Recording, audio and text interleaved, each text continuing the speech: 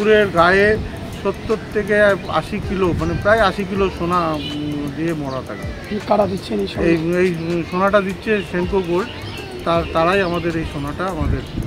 আলোকসজ্জার সাধারণত নজর কাড়ে আইটিআই মোড়ে, এবার কী রাখছেন? আইটিআই মোড়ের প্যান্ডেলে যে লাইটের ইয়েটা আছে তার সঙ্গে সার্কিট দিয়ে একটু কাজ করা, অন্যরকম রূপ নেই, অন্যরকম রূপ, এবং রাস্তার লাইটগুলো একটু আলাদা, চন্দননগরের লাইটিং এবার এসছে। কেমন মানুষের সমাগমের আশা করছেন? এখানে তো কোনো ঠিক থাকে না, প্রত্যেক বছর আমাদের লুমিনাস ক্লাবের রেকর্ড ভাঙে, এবারও সেই রেকর্ড ভাঙে। লাখ লাখ লোকে সকাল থেকে রাত পর্যন্ত, মানে পরের দিন পর্যন্ত অনেক, কোনো থামাথামি নাই।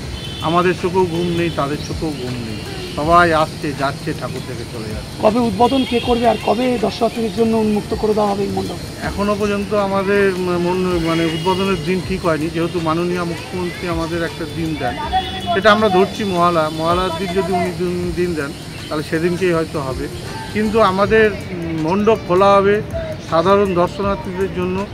দ্বিতীয়ার দিন বিকেল 5টার পর থেকে এই মণ্ডপ দর্শনার্থীদের জন্য খুলে দেওয়া হবে।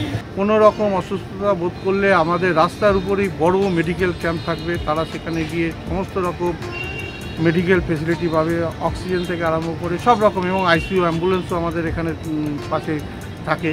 মানে কোনো রকম অসুবিধায় পড়লে সঙ্গে সঙ্গে পুজো কমিটি যে কোনো স্বেচ্ছাসেবকের সঙ্গে যোগাযোগ করবে, তারা সব রকম সহযোগিতার হাত বাড়িয়ে দেবে।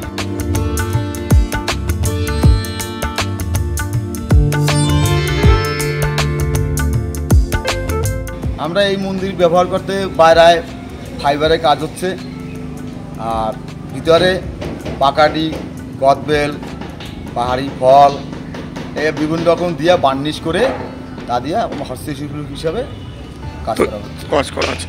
আর এমনি প্রধান কি ব্যবহার করেছে? বাঁশ দিয়ে তো টাকচার করতেই হয়েছে, কাঠের বাটাম দিয়া ফ্রেম করতে হয়েছে।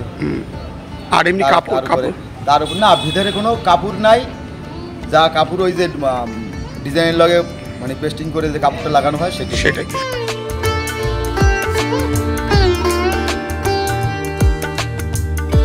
এবছর আমরা একটু অন্য ধরনের রেখেছি, যেটা হচ্ছে আমরা বিভিন্ন আইটেমের ওপরে করি। বিভিন্ন এর আগে কাপড়ের কাজ করেছি, কাচের কাজ করেছি।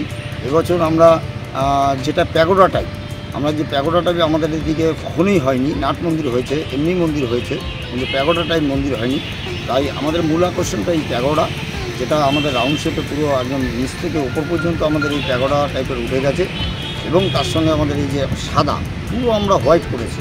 আমরা গোল্ডেন করতে পারতাম বা আমরা বিভিন্ন এর মধ্যে কালার রাখতে পারতাম, কিন্তু শুভ্রতার প্রতি সাদা আমরা টোটালটাই সাদা রেখেছি, এবং আলোকসজ্জাটা যাতে ভালো হয় আমরা তার জন্য এই ধরনের মণ্ডপ পূরণ রেখেছি। আলোকসজ্জা কি বিশেষ চমক থাকছে? একদম এবছর আলোকসজ্জা মানে গতবার চাইতেও আরও বেটার।